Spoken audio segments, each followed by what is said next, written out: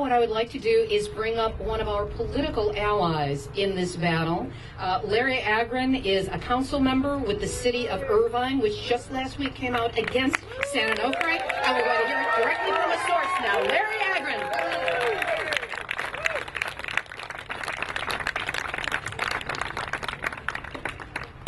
Well, thank you all. Thank you so much for being here. I've been in political life for many years now. In fact, I can remember when reactors 2 and 3 were opened, and when many of us expressed grave concerns leading up to that. The fact that so many people are here, it reminds me of something I long ago learned in politics, especially when I'm so disappointed so often in my colleagues, whether it's at the local level, the state level, or the national level. Those of us who serve in politics, those of us who believe in the political process, so often fail our constituents. We fail because we refuse too often to lead. So I'm reminded of that phrase from the 70s, if the people lead, the leaders will follow. So that's why you're so important to the resolution of this issue. Without you, nothing is going to happen that is good. With you, we can prevail in this important fight. There's so many slogans going around. For me, Fukushima was yet another SOS. And that SOS for us is clear. It's imperative that we understand that what transpired in Fukushima could just as easily have transpired here. There but for fortune go you and I. So, what does SOS mean? It's a signal for distress. In our case, I think it means we all have to rally under the banner of the safe, orderly shutdown of SanO.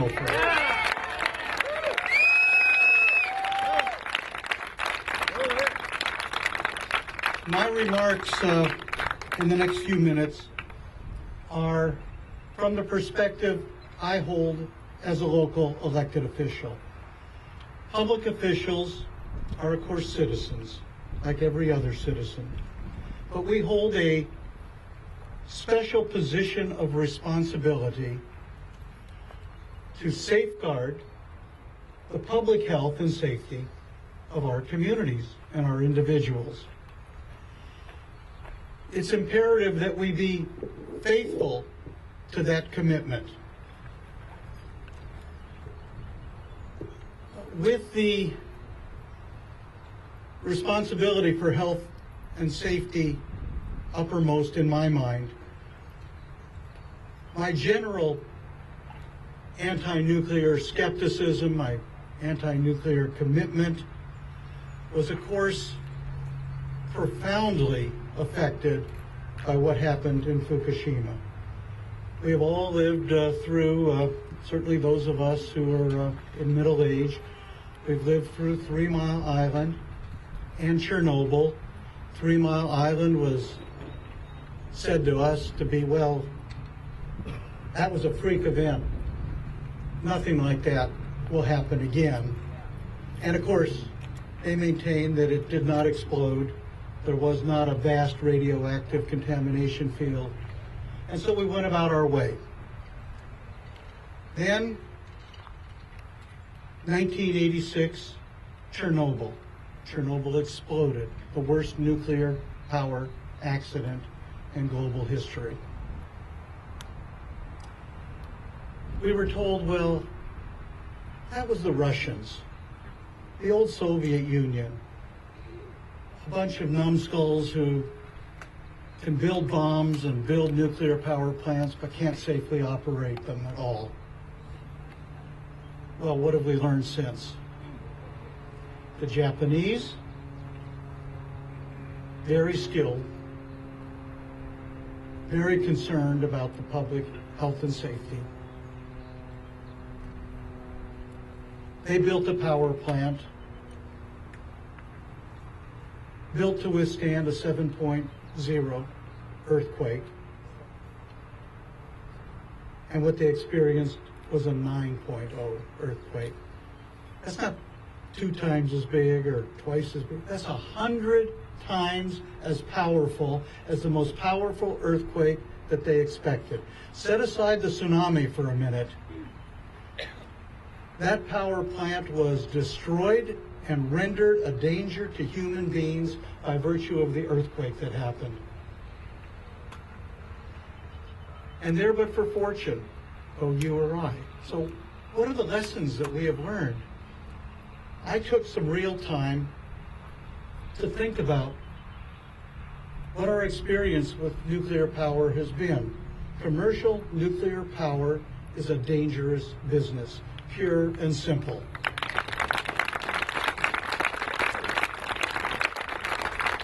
It is too dangerous. It is too dangerous, and it requires us to think about moving beyond nuclear power as quickly as possible.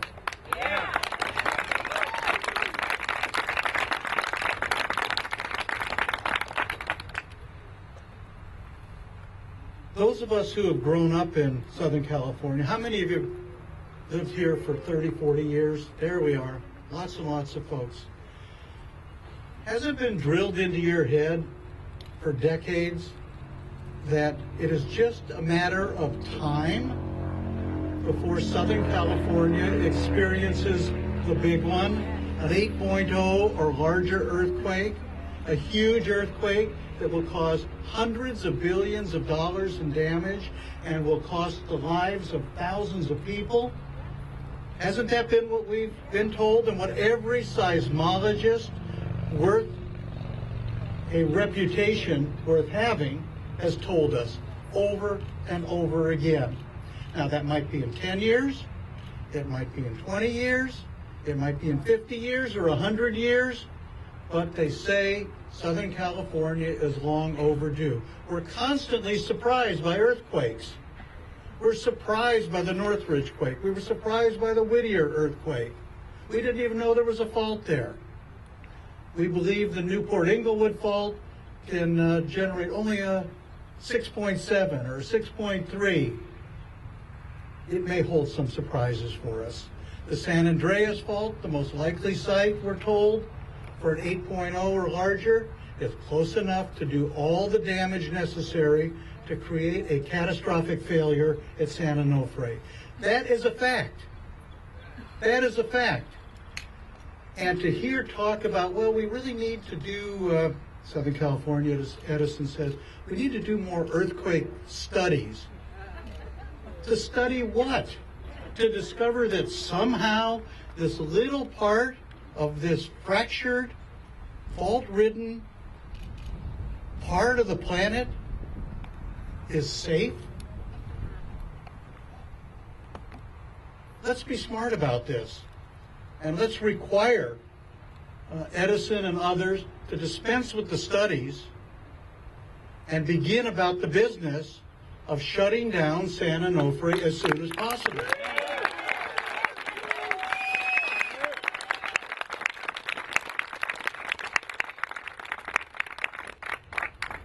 Let me speak for just a minute about what a catastrophic failure at San Onofre would mean to us. Whether the odds of that are 1 in 1,000, or as I believe much closer to 1 in 100 over the next 10 years, or even less, whatever those odds are, the magnitude of the catastrophe is something that we have to contemplate.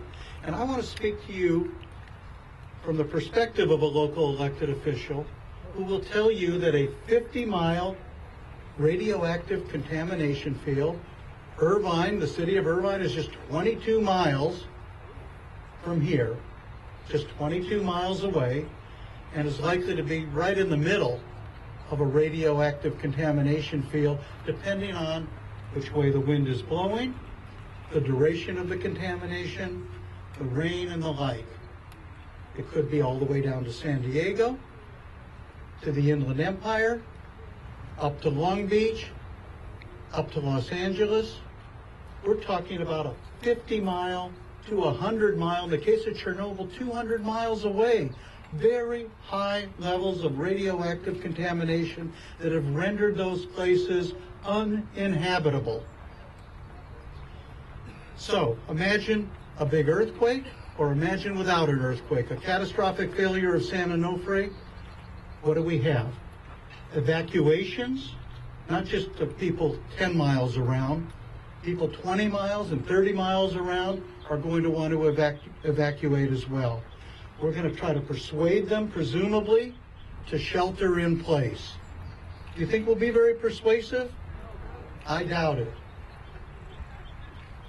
Just think of what it means. We asked the question of our Director of Public Safety and our city manager, are we prepared to deal with a Fukushima-like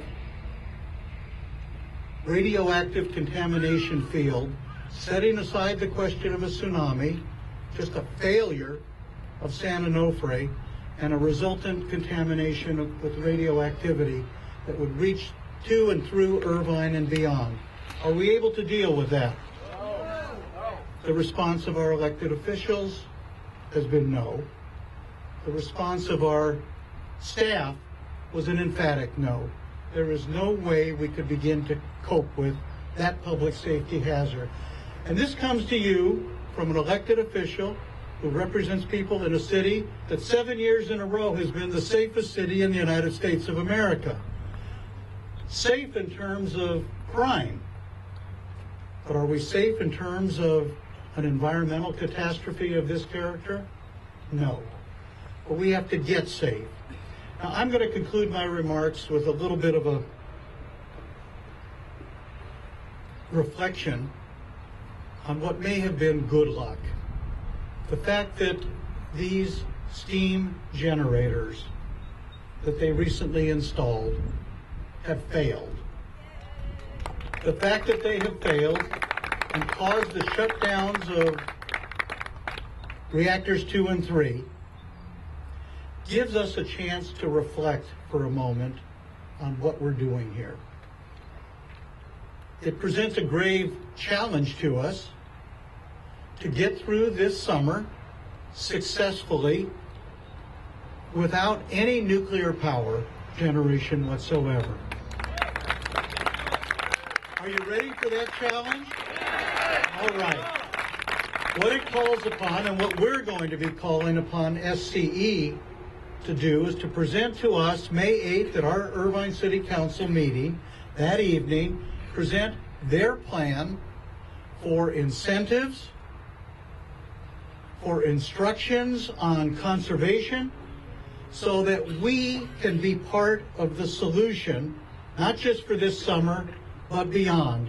And while approvals and construction are underway for solar power in the Mojave Desert, enough solar power to be 4 times the megawattage of San Onofre when it's operating, we have a picture here of what's possible for a safe, reliable energy future, free of our dependence upon dangerous nuclear power.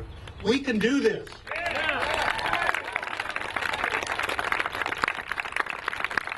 So the message needs to be, do not restart San Onofre this summer. That's right. Do not restart it ever.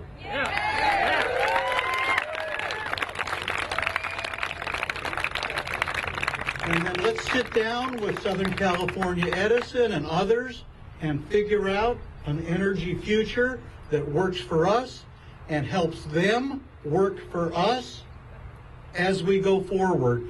This is possible in the months immediately ahead.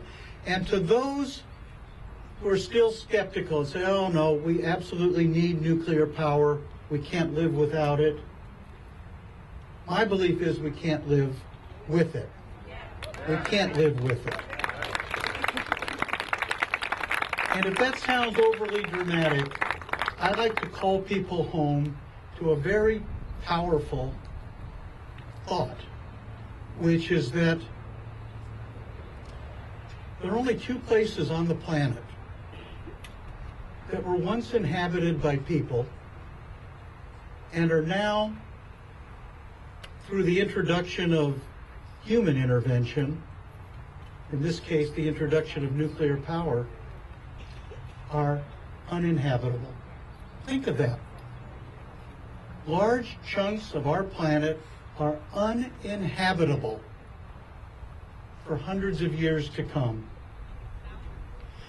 If that doesn't humble you and ask you as a human being to think about what we're doing and to inspire you to have others think about what we're doing and use this summer as a summer of challenge, a summer of thought, a summer of reason, and a summer of commitment to a safer, more reliable energy future. If this doesn't do it, nothing will.